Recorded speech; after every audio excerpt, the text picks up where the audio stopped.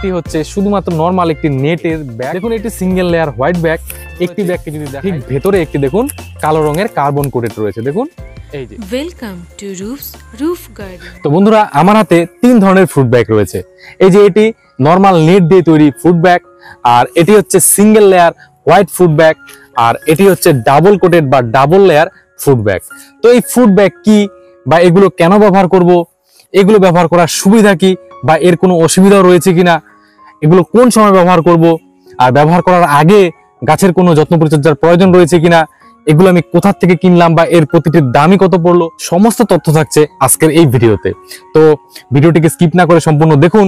আশা করি আম গাছে food bag নিয়ে আপনাদের মনে যে সমস্ত প্রশ্নগুলো রয়েছে তার অনেক কিছুরই সমাধান হয়ে যাবে।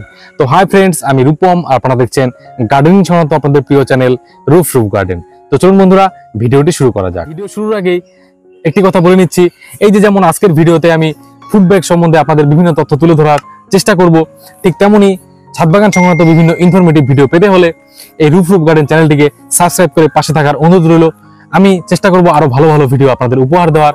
আর আপনার একটি লাইক কমেন্ট বা আপনার সাবস্ক্রিপশন আপনার কাছে হয়তো ফ্রি, কিন্তু এই একটি লাইক কমেন্ট বা আপনার সাবস্ক্রিপশন আমাকে অনেক উৎসাহিত করবে আরো ভালো ভালো ভিডিও আপনাদের উপহার দেওয়ার জন্য।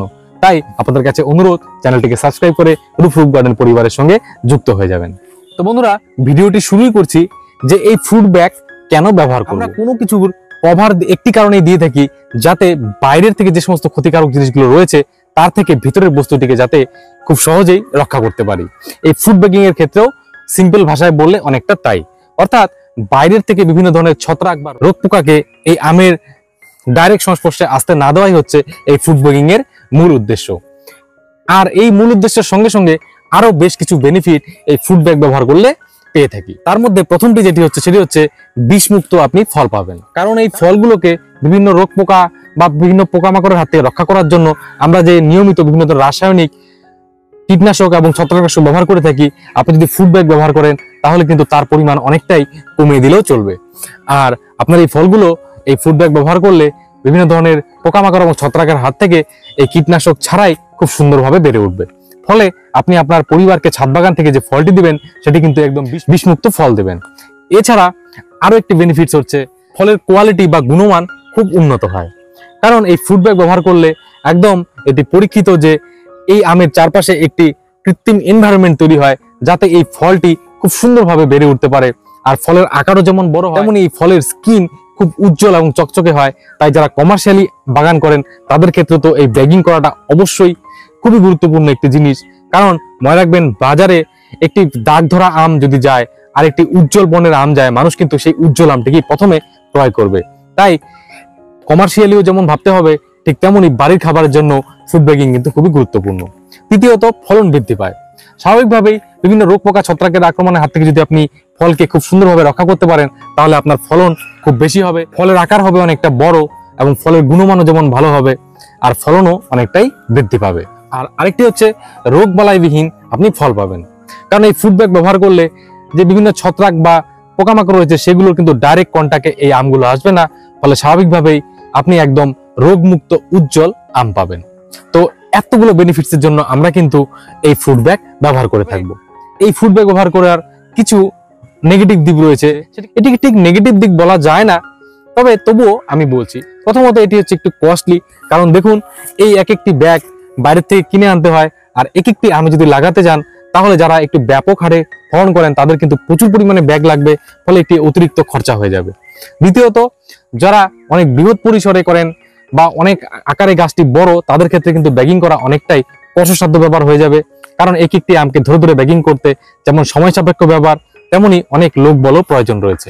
আর আরেকটি এর নেগেটিভ পয়েন্ট হচ্ছে বন্ধুরা, অনেকে বলে থাকে যে এই ফুড ব্যাগ ব্যবহার করলে আমের মিষ্টতার উপর কিছুটা প্রভাব পড়ে, অর্থাৎ নর্মাল ভাবে আম বেড়ে উঠলে যে মিষ্টতাটা পাওয়া যায় তার থেকে কিছুটা কম এর মিষ্টতা পাওয়া যায়। তবে আপনি ফুড ব্যাগ ব্যবহার করলে এই ছোট ছোট খারাপ দিকগুলোর থেকে ভালো দিক অর্থাৎ বেনিফিটস বেশি পাবেন। তাই আমিও বলবো যে আপনারাও ফুড ব্যাগ আম গাছে অ্যাপ্লাই করুন, তাতে আপনার আমগুলো খুব সুন্দর হবে এবং রোগমুক্ত এবং সবচেয়ে বড় কথা বিষমুক্ত ফল আপনি পরিবারের হাতে তুলে দিতে পারবেন। তো এবার আসি বন্ধুরা, এই ফুড ব্যাগ আমরা ঠিক কোন সময়টায় ব্যবহার করব। এটি কিন্তু খুবই গুরুত্বপূর্ণ। অনেকেই প্রশ্ন করে থাকেন যে ফুড ব্যাগ ব্যবহার করার আদর্শ সময় কোনটি। এই ফুড ব্যাগ ব্যবহার করার সবচেয়ে আদর্শ সময় হচ্ছে যে আমের গুটি সেট হওয়ার 40 থেকে 45 দিনের মাথায় আমের যে সাইজটি হবে ঠিক সেই সময়টা, অর্থাৎ এই আমগুলোর সাইজ ঠিক অনেকটা এই সাইজের হলে এই সময় আপনারা অনায়াসেই ফুড ব্যাগ ব্যবহার করতে পারেন। তবে কিছু নাবি জাতীয় আম রয়েছে, যেমন হাড়িভাঙ্গা বলুন বা ফজলি আম বলুন, এদের ক্ষেত্রে আপনি 65 দিন পরেও এই আমগুলোতে ফুড ব্যাগ বানাতে পারেন। অনেকেই আবার আরেকটি প্রশ্ন করে থাকেন যে এই ব্যাগিং করার আগে কি একটি পেস্টিসাইড বা ফাঙ্গিসাইডের স্প্রে করে নেওয়া ভালো? তবে এই ক্ষেত্রে উত্তরটি হচ্ছে হ্যাঁ, আবার নাও। কারণ আম গাছে যারা যত্ন পরিচর্যা করেন বা আমি যে যত্ন পরিচর্যার ভিডিওগুলো করেছি তাতে বলেছিলাম যে আম গাছে মেনলি আমরা 3 বার স্প্রে করে থাকি। একটি হচ্ছে মুকুল আসার ঠিক 10 থেকে 15 দিন আগে, সে সময় একটি পেস্টিসাইড এবং ফাঙ্গিসাইড স্প্রে করতে হয়। দ্বিতীয়ত মুকুল আসার পর ওই মুকুলগুলো ফুটে যায়নি আর মুকুলগুলোর সাইজ মোটামুটি 10 থেকে 15 সেন্টিমিটার হয়েছে, সে সময় একবার পেস্টিসাইড এবং ফাঙ্গিসাইডের স্প্রে। আর একটি হচ্ছে আমগুলো সেট হয়ে যাওয়ার পর যখন অনেকটা আমের সাইজ মটর দানার মতো হবে ঠিক সেই সময় একটি পেস্টিসাইড এবং ফাঙ্গিসাইডের স্প্রে করতে হয়। এই 3টি স্প্রে যদি আপনি সঠিক সময় করেন তাহলে এই ব্যাগিং করার আগে আর কোনো স্প্রে করার দরকার নেই। তবে একান্ত যদি প্রয়োজন হয় তাহলে একটি হালকা ডোজের পেস্টিসাইড এবং ফাঙ্গিসাইড আমগুলোতে স্প্রে করে ভিজে অবস্থায় নয়, শুকিয়ে, ধরুন সকালবেলা যদি আপনি স্প্রে করেন তাহলে বিকালবেলার দিকে একবার ব্যাগিং করে দিতে পারেন, এটি করতে পারেন। বা ওই 3 বার যদি আপনি আগেও স্প্রে করে থাকেন তাহলে কিন্তু আর এই ব্যাগিং এর আগে পেস্টিসাইড বা ফাঙ্গিসাইড স্প্রে করার প্রয়োজন নেই। এবার আসছি এই ব্যাগিং এর প্রকারভেদ, এই কোন ব্যাগ কোন সময় ব্যবহার করব।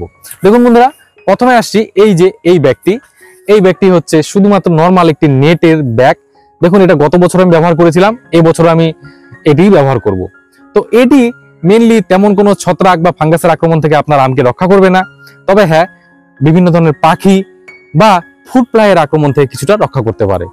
তবে এটি কিন্তু কোনরূপ আমের যে কালারের পরিবর্তন হবে বা উজ্জ্বল ফল তৈরি করতে পারবে এমন কিন্তু নয়, কারণ এটি শুধুমাত্র আপনাকে বাহ্যিক বড় বড় যে সমস্ত জিনিসগুলো রয়েছে তার থেকে আপনার আমকে রক্ষা করবে। কারণ বুঝতেই পারছেন সরাসরি সূর্যালোক এটিকে ভেদ করে আমের উপরে পড়বেই, তাই উজ্জ্বল বর্ণ কিন্তু আপনি খুব একটা পাবেন না। এবার আসছি এই যে সিঙ্গেল লেয়ার যে ব্যাগটি রয়েছে এটি। দেখুন একটি সিঙ্গেল লেয়ার হোয়াইট ব্যাগ। একটি ব্যাগকে যদি দেখাই, দেখুন খুবই পাতলা একটি ব্যাগ। তো এই ব্যাগগুলো মেনলি ব্যবহার করব আমরা কালারফুল আমের ক্ষেত্রে, অর্থাৎ যে সমস্ত আমগুলো রেড বা পার্পল কালার হয়ে থাকে সেই সমস্ত আমগুলোতে এই ব্যাগটি ব্যবহার করব। কালারফুল আমগুলোকে যদি আপনি এই ব্যাগগুলো দিয়ে ব্যাগিং করে দেন তাহলে সেই কালারটা খুব ব্রাইট আসবে, খুব সুন্দর আসবে, লালগুলো একদম টকটকে লাল কালারের হবে। দেখুন এই যে আমার একটি আমের স্যাম্পল দেখালাম, এই আমটি হচ্ছে টমি এটকিন্স আম, এটিকেও আমি হোয়াইট ব্যাগ দিয়ে ব্যাগিং করে দিয়েছিলাম। দেখুন কি দারুণ কালার এসেছে। আর সবশেষে যে ব্যাগটি দেখাবো, দেখুন এই যে ব্যাগটি, এটি হচ্ছে ডাবল কোটেড ব্যাগ। দেখুন আপনাদের যদি খুলে দেখাই, এর বাইরের দিকে যেমন একটি বাদামি বর্ণের আবরণ রয়েছে, ঠিক ভেতরে একটি দেখুন কালো রঙের কার্বন কোটেড রয়েছে। দেখুন এই যে এটি হচ্ছে ডাবল লেয়ার। আপনাকে কাছ থেকে দেখালে দেখতেই পারবেন খুব সহজে। দেখুন এখানে কিন্তু দুটো লেয়ার রয়েছে, এই একটি লেয়ার আর এই পাশে দেখুন এই যে আরেকটি লেয়ার, এই যে দুটো কাগজ।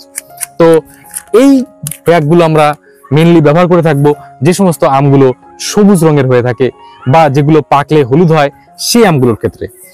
এই ব্যাগটি ব্যবহার করলে সেই আমগুলো একদম খুব সুন্দর, একদম টকটকে হলুদ কালারের হয়ে যাবে বা একদম উজ্জ্বল কালার আসবে। আর এই ব্যাগটি ব্যবহার করলে কিন্তু ফলের আকারও অনেকটাই বেশি হয়, যেমন ব্যানানা ম্যাঙ্গো, কাটিমন আম বা নামডকমাই এই ধরনের আমের ক্ষেত্রে কিন্তু আপনারা এই ব্যাগটি ব্যবহার করবেন। আর এই যে ব্যাগটি, এই ব্যাগটি বিভিন্ন ধরনের কালারফুল আম যেমন টমি এটকিন্স, অরুণিকা, অম্বিকা, তারপর মিয়াজাকি, কুশাসুরিয়া এই ধরনের আমগুলো বা কিং অফ চাকাপাত যেটিকে বলে থাকেন, এই আমগুলোর ক্ষেত্রে এই হোয়াইট ব্যাগ ব্যবহার করুন। বন্ধুরা দেখুন এই যে আমার পিছনের আম গাছটি দেখছেন, এটি হচ্ছে কিন্তু একটি নামডকমাই আমের গাছ। এই আম গাছটিতেও কিন্তু আমি এই ডাবল লেয়ার ফুড ব্যাগ ব্যবহার করেছি। এতে এই আম একদম উজ্জ্বল হলুদ বর্ণ ধারণ করবে, দেখতে দুর্দান্ত হবে। এবার আমি আপনাদের একটি হাতে কলমে দেখিয়ে দিচ্ছি যে এই ফুড ব্যাগগুলো আপনারা কিভাবে পরাবেন। তো এই যে আমটি দেখছেন, এটি হচ্ছে একটি বুনাই কিং আম। তো এটি জানেনই আকারে অনেকটাই বড় হয়, প্রায় 4 থেকে 5 কেজি ওজনের হয়ে থাকে। তো এই ফুড ব্যাগেও কিন্তু এটি ধরবে না, তবুও আপাতত আমি এই আমটিকে ব্যাগিং করে দিচ্ছি যাতে এর কালারটা খুব সুন্দর আসে বা রোগ জীবাণুর হাত থেকে এটি রক্ষা পায়। তো এখানে দেখুন এই যে ডালটি রয়েছে, এই ডালগুলো শুধু শুধু রেখে লাভ নেই, এখানে আমি পুন করে কেটে বাদ দিয়ে দিলাম। এই যে একদম ফ্রেশ থাকবে, যাতে এই ডালগুলোর আমের মধ্যে ঘষা খেয়ে এই আমটির বাইরের আবরণে যাতে কোনো রূপ দাগ সৃষ্টি না করে, তার জন্য এই এক্সট্রা এই যে ডালগুলো রয়েছিল সেগুলো কেটে বাদ দিয়ে দিলাম। এবার এই যে ব্যাগটি রয়েছে, এই ব্যাগটির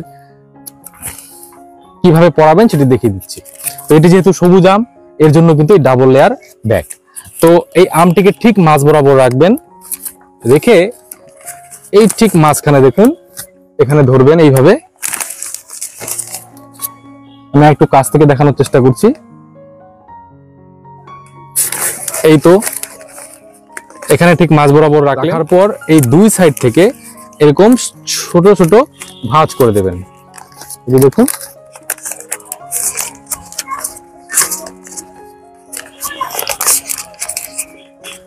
এরকম ছোট ছোট ভাঁজ করে দেবেন।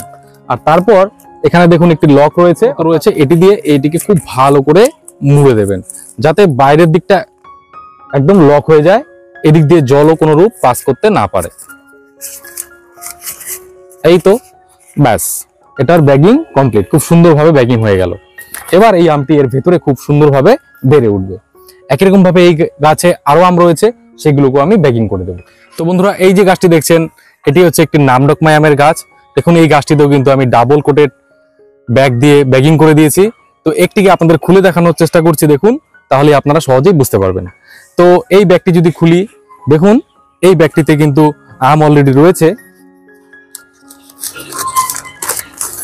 দেখুন এখানে কিন্তু দুটো আম রয়েছে, কারণ এই ব্যাগের সাইজ হিসাবে নামডকমাই যেহেতু আকারে খুব একটা বেশি বড় হয় না, তাই একটি ব্যাগে আপনি দুটো আমও দিতে পারেন। তবে যে আমগুলো আকারে কিছুটা বড় হয়, সেই আমগুলোর ক্ষেত্রে কিন্তু একটি ব্যাগে একটি আমই দেবেন, সেটিও আমি আপনাদের দেখাচ্ছি। দেখুন নামডকমাইয়ের আকারগুলো কি সুন্দর হয়েছে, আর কালারগুলো কিন্তু এখন থেকে উজ্জ্বল হওয়া শুরু হয়েছে। আপনারা দেখলেন যে এই নামডকমাই যেহেতু সবুজ টাইপের আম, এই আমের ক্ষেত্রে কিন্তু আমি ডাবল কোটেড এই ব্যাগগুলো ব্যবহার করেছি। এতে এই আমের একদম উজ্জ্বল হলুদ বর্ণ কালার আসবে বা একদম চকচকে কালার আসবে। তো তেমনি আপনাদের আরেকটু দেখাচ্ছি যে এই সাইডে কালারফুল আমগুলোর ক্ষেত্রে আমি কোন ধরনের ব্যাগ ব্যবহার করেছি। এই যে আমটি দেখছেন, এটি হচ্ছে একটি কিং অফ চাকাপাত আমের গাছ। এই আমটি যেহেতু কালারফুল আম, তাই এই আমটিতে কিন্তু আমি হোয়াইট কালারের সিঙ্গেল ব্যাগ দিয়ে ব্যাগিং করে দিয়েছি। তো একটি আমকে আমি খুলে দেখাচ্ছি, দেখুন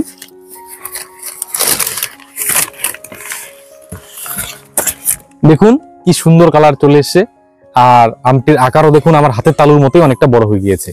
তো এই আমটি যেহেতু অনেকটা আকারে বড় হয়, তাই একটি ব্যাগে কিন্তু একটি আমি রেখেছি। তো এরকম কালারফুল আমের ক্ষেত্রে সিঙ্গেল লেয়ার এরকম হোয়াইট ব্যাগ ব্যবহার করবেন। তো এটিকে আবার আমি পুড়ে দিচ্ছি।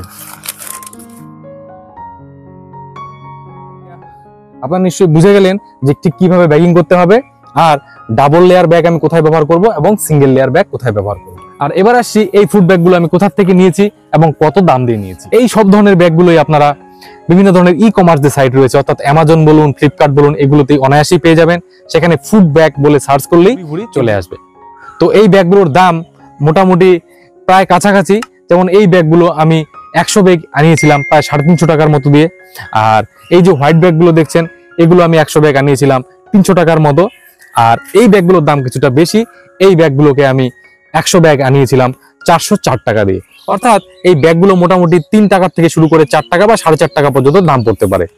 তো এগুলো আপনারা অনায়াসেই ই-কমার্স সাইট থেকে পেয়ে যাবেন। তো বন্ধুরা, এই ছিল আজকের ভিডিও।